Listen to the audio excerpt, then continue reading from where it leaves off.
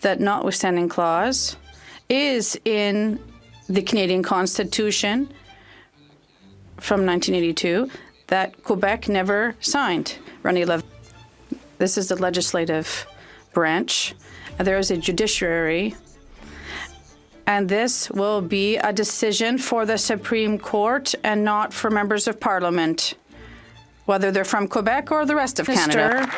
Is undermining Pierre Elliott Trudeau's legacy.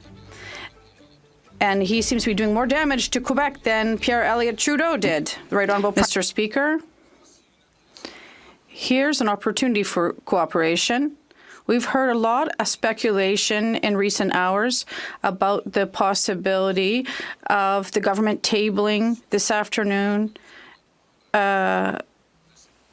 something that goes against the notwithstanding clause in the Constitution. But there is a poll or a survey with a very large consensus in Quebec in terms of the value of state secularism. Can he commit to respecting Quebec's province's right of using the notwithstanding clause even in a...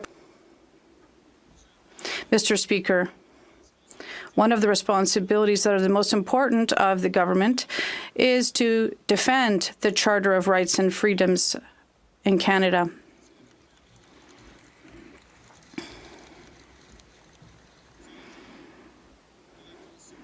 It's the job of the Supreme Court to decide whether something is legal or whether it's legal to use the notwithstanding clause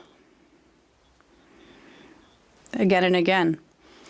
And we'll see with the ruling that notwithstanding clause is in the Canadian Constitution from 1982 that Quebec never signed. René Lévesque wrote the notwithstanding clause in each of his bills after the Constitution was adopted.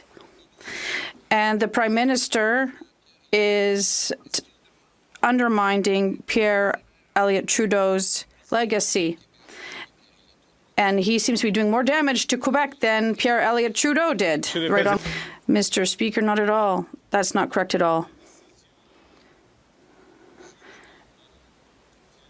It's a ruling from the Supreme Court in terms of the use of the correct use of the notwithstanding clause that will decide this. It's simple. Mr. Speaker, in 43 years,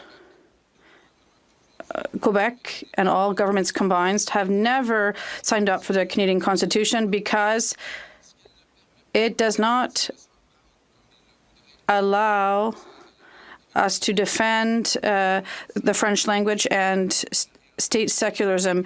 The government seems to be hiding behind this court, and they're asking the judges to change the Canadian Constitution in their place. We want the government to respect the consensus in Quebec, and if they want to reopen the Constitution, we're very open to that. Mr. Speaker,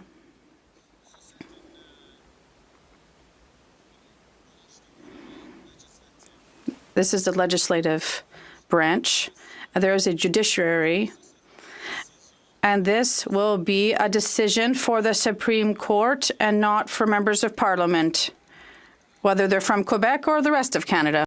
The honourable member for